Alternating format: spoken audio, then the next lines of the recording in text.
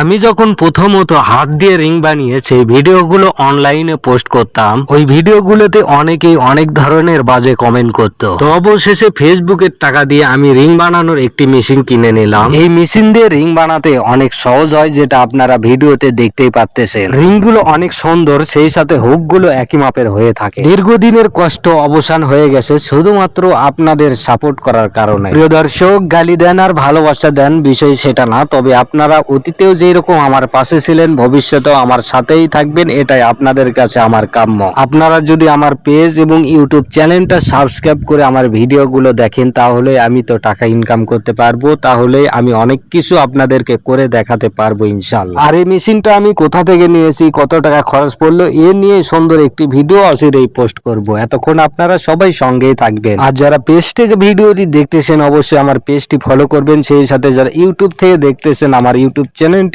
Subscribe করে সবাই ভালোবাসা দিয়ে সঙ্গেই থাকবেন। ধন্যবাদ সবাইকে।